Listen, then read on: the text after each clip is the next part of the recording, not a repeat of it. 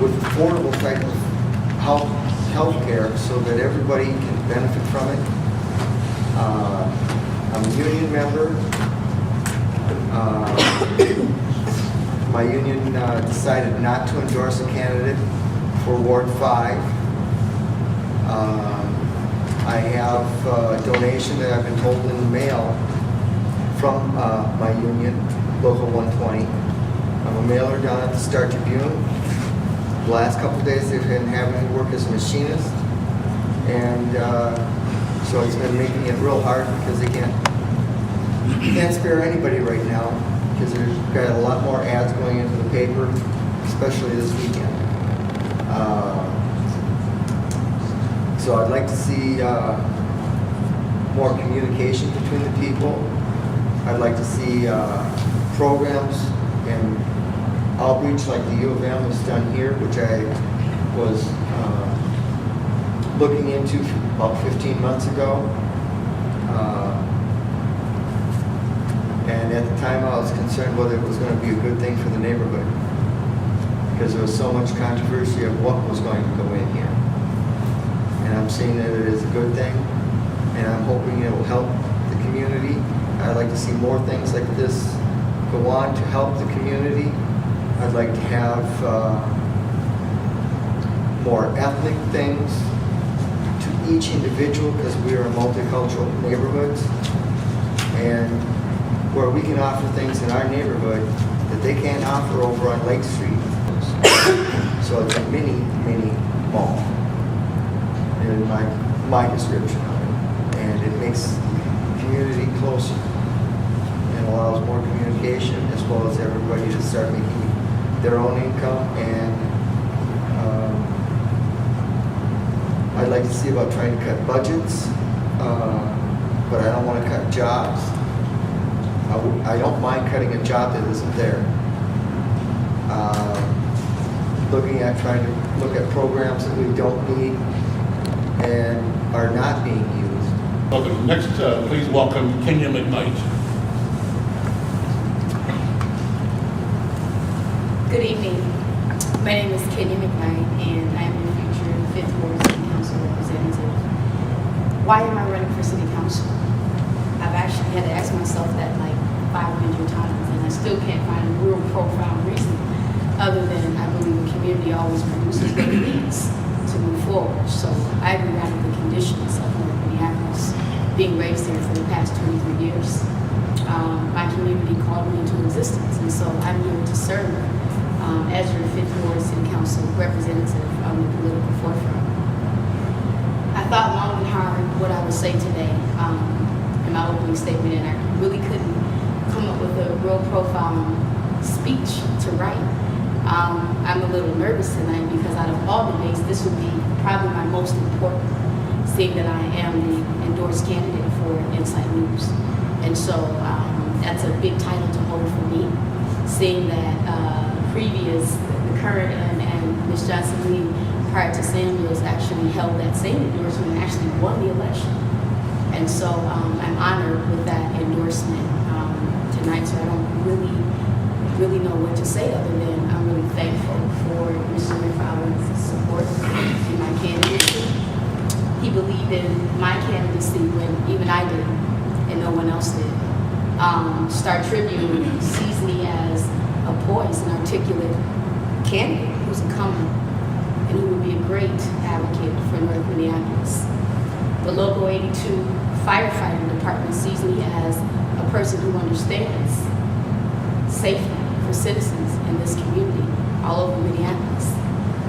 The people who petitioned for me prior to me, going forward after the DFL convention see me as a viable candidate in this political process, as well as many others, such as Ms. Lorraine Smaller, Ms. Francine Jacolis, and a host of other supporters, Mr. Hillary Thomas, and we have the sister here today as well.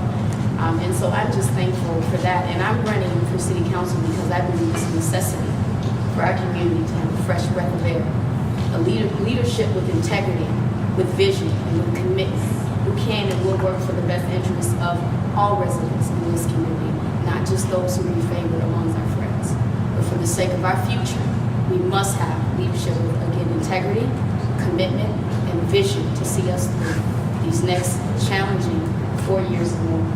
Thank you. Thank you, Kenya McKnight. Next, please welcome Mr. Lenny Chisholm. Let me ask each of the candidates to speak with the volume so the people in the back can hear you clearly. So, Lenny Chisholm. Well, I'm challenge Ms. Knight over here and say I'm the next city council member that we elected. I have a passion for this community and always have. I came here about 22 years ago. And one of the things I found out was that the community lacked a communication vehicle at that time for us to spend all that money that was making out in corporate America. And it was at that time they were doing quite a bit of hiring in corporate America. And I took what my needs were and translated it into a product that still exists here in the Twin Cities called the Black Pages. I've always been about economic development and self-sufficiency, and that's why I thought it was extremely important that we had a vehicle like that. Because if we're as a person in corporate America, I found out that it's very isolated. In fact, I was out in Minnetonka, so I was definitely isolated. But I gravitated toward North Minneapolis and South Minneapolis, both areas. But one of the things that I noticed over here was that we had a lot of vacant lots, because I was at that time traveling quite a bit of the city, getting used to it. And I said, well, you know, this community has some needs. And one of those needs is it needed leadership in many areas. And as I looked at this particular year, the things I noticed was that we were lacking leadership that was not anti-affirmative action. We needed leadership that was not anti-black. We needed leadership that was not anti-gay. We needed leadership that was not anti-small business.